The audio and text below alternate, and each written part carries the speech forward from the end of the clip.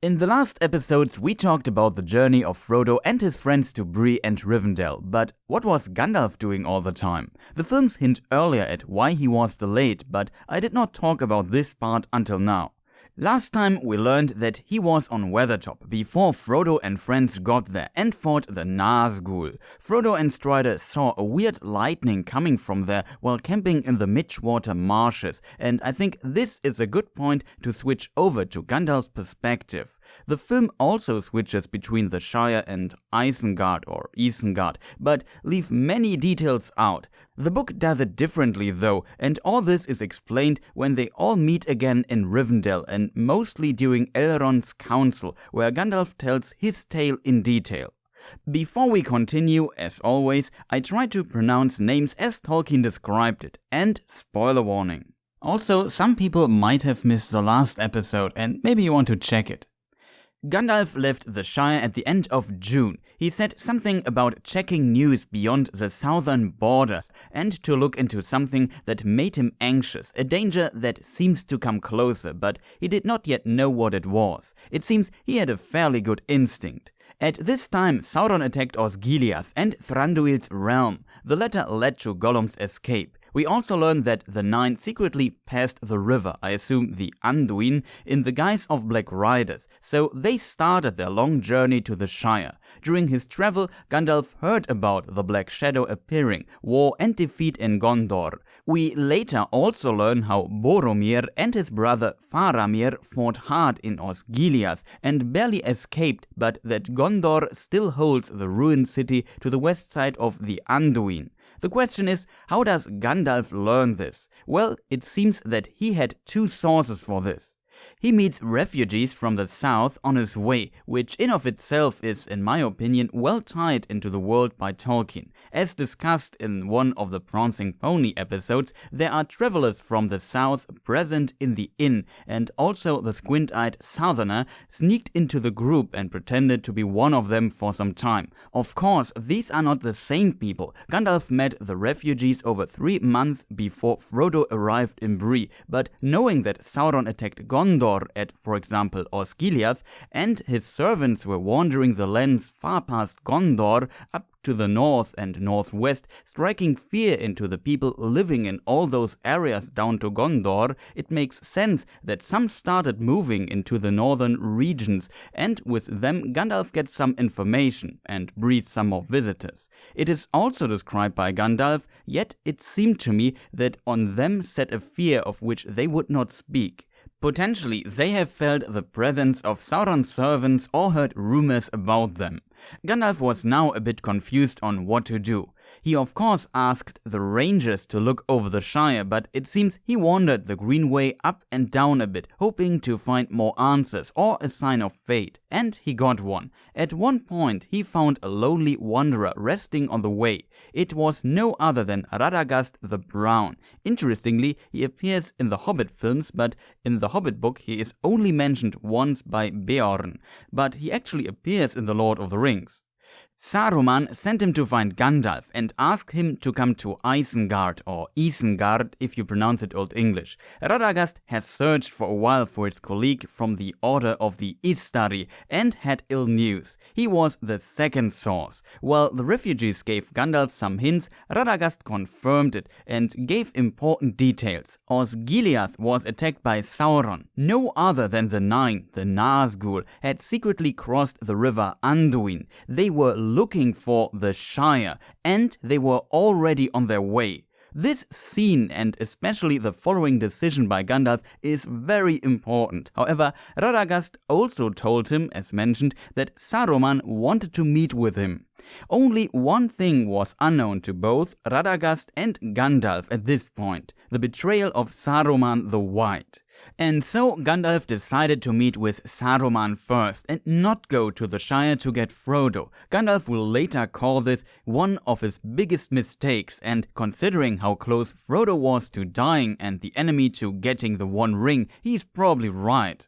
However, Gandalf was smart and returned to Bree first, talking to his friend Barleyman Butterbur, giving him a letter that he should send to Frodo as soon as possible. He knows that the Black Riders are not here yet, so if he gets Frodo out of the Shire now, he will be safe, and he also can meet Saruman, the leader of his order, at the same time, getting his advice and help. From his perspective, this was a solid decision, almost a win-win. He also explained later that he could not find any evil intent in Radagast, and also Saruman reveals that he just used the brown wizard who could not see through his betrayal.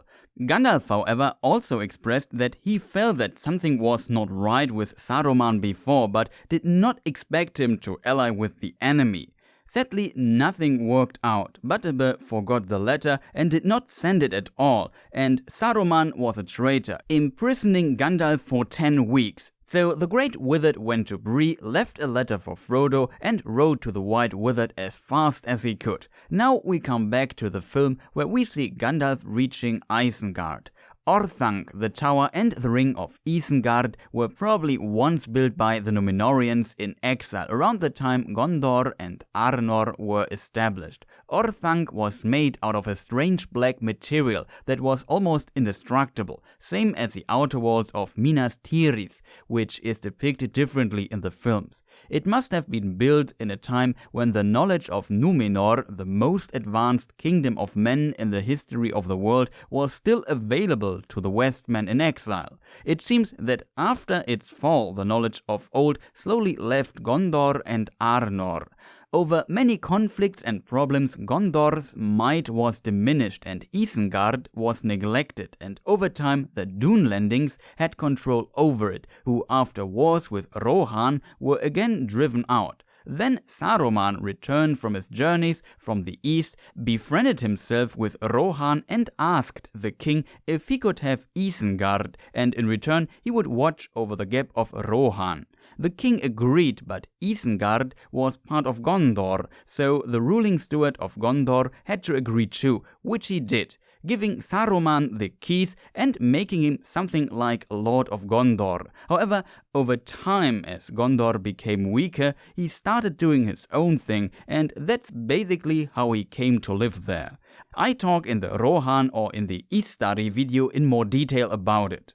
But back to Gandalf. In the films, Isengard looked a bit uninhabited, but in the book we can read that Gandalf had to pass a gate with a guard to enter. Actually, it is mentioned that it was strongly guarded, and Gandalf also felt something like fear when the gate closed behind him, but he did not know why. When he reached the Black Tower Orthanc, Saruman awaited him at the stairs, which is in my opinion portrayed really well in the film.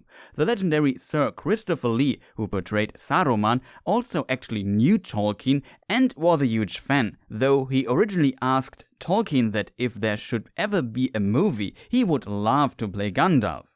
However, we hear Saruman's or Christopher Lee's amazing voice from the off like a narrator, but then we notice that he is actually talking in the scene while he slowly walks down the stairs. I really love this scene. I think it plays with diegetic and non-diegetic sound, so the sounds the characters hear and the sounds only the audience hears in a film. I assume to underline the distance of Saruman to the world and that he is one of the wise, and like Gandalf, Maya, so a spirit being comparable to an angel of lower rank, who is in the disguise of an old man. This is true for all the known Istari, Gandalf, Saruman, Radagast, and the two blue wizards, Morinehtar and Romestamo. Their role was to secretly help the free peoples of Middle-earth to resist and defeat Sauron with their wisdom and knowledge. However, they were not there to fight wars and were just advisors.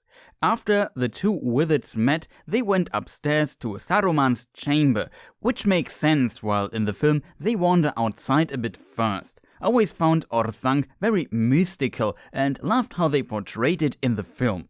Considering the role of the Istari, it makes sense that Saruman's first appearance feels a bit supernatural and like a narrator who carefully observes the affairs of Middle-earth from a distance. It also puts a focus on one of his key abilities, his voice, which could be almost magically convincing. He even managed to trick the Witch King with it, sending him away again, and he was not able to see through it. However, with Gandalf, he had someone before him who could not easily be fooled. We can clearly see this in the book's dialogue, and Gandalf makes many very detailed remarks on what he saw in Saruman. Quote, "So you have come, Gandalf," he said to me gravely, but in his eyes there seemed to be a white light, as if a cold laughter was in his heart. Descriptions like these are not too unusual for Tolkien, but I think its depth is very special here. Both wizards meet and see each other on a very different level compared to, for example, men, and here Gandalf shares his observations and perspective.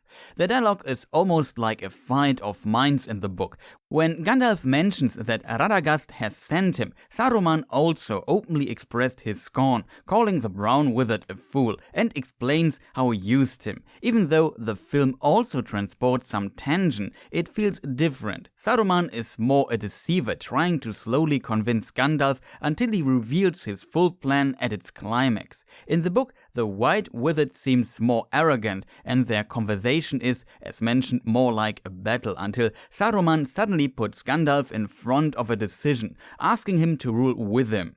When Gandalf refused, commenting that only one can wield the One Ring, Saruman also admitted that he did not expect wisdom from Gandalf here, which is a very interesting phrase. Saruman was a bit like Sauron when it comes to his intentions. Both wanted to bring their own imagination of order over Middle-earth. He wanted the One Ring for himself, and he knew through his spies, like Radagast's birds, that Gandalf had found it. Another detail, Saruman now wears a ring that he probably made himself and a robe that changes the color depending on from where you look at it. He calls himself the Wise, Ringmaker, and Saruman of many colors. He explains that white light can be broken, to which Gandalf replies, in which case it is no longer white. It's a really interesting dialogue and shows that Saruman had changed over time while living pretty isolated in Isengard. While Gandalf was traveling all the time and was very close to the peoples of Middle-earth, Saruman was tinkering alone in his fortress, watching the world from the distance of his tower. So, as mentioned, introducing him like a narrator fits very well. I also want to point out that I really love the scene where Gandalf asked Saruman when he abandoned reason for madness, one of my favorite quotes from the films, but it's not in the book. So there are some changes, but I think the tension and conflict between the two Istari is transported quite well. Another difference is the mention of the Palantír, the Seeing Stone. In the book it was a secret of Saruman to have it, and he did not reveal it to Gandalf at all, even though he used it and allied with Sauron. We will revisit the Seeing Stones much later. In short, they were once made by the Noldor elves, most likely by Fëanor, the greatest elven smith of all time, who also made the 3 Silmarilli, we talked about them last episode, and he invented the elven writing system Tengwar, which is for example used on the One Ring. The elves once brought 7 Palantíri to Númenor, and Elendil and his 2 sons took them with them when they escaped from Númenor's destruction, and placed them in 7 towers of their kingdoms. One was in Orthanc, but over time they were forgotten. Sauron also had one from Minas Ithil, which he once conquered and is now known as Minas Morgul. Minas Tirith also had one, which is not in the films. At the dialogue's end, they took Gandalf and imprisoned him on top of Orthanc. What is interesting, we can read they, so not Saruman alone, but probably his guards too. In the film, we see only Saruman, who then also fights with Gandalf, with the Grey Wizard losing at the end and flying up the tower. Cut, and we're back in the Shire. In the book, no fight happens. Also, this was in July, while Frodo started his journey at the end of September, so these events do not happen in parallel. Of course, for the fighting scenes, they used doubles. I really liked it in the cinema, and you rarely see powerful wizards fight each other on the big screen. Peter Jackson decided for it to be more physical because he doesn't like wizard fights with lightning and fireballs, and you can almost feel how it hurts when they hit the ground or the walls. Due to the Istari being in the skies of old men, they can also bleed and get bruises, as we learn in the unfinished tales. In their true form, things would be a bit different, I guess. The film does not immediately resolve what happened to Gandalf, and I won't do either yet. Due to my messed up production schedule this week, I need to end this video a bit early and will continue next time, where we will clean up a few things I forgot, see how and especially why Gandalf escapes and where he goes next. Thank you for watching. As mentioned, I had to split this episode in two, but I hope you still enjoyed it. There is still much we need to talk about next episode. This month is a bit messy schedule-wise, but I hope to normalize it again in November, but no promise. As always, in case you enjoyed the video and want to support me, press the like button, leave a comment, and check my other videos. Playlists are in the description. In case you are still listening and want to subscribe, consider pressing the annoying bell. I also want to hint at my Discord server and my Twitch stream, where I just started a blind playthrough of the dark fantasy Metroidvania game Blasphemous. Feel free to join. I will stream a bit later this evening. Again, thank you for watching and goodbye.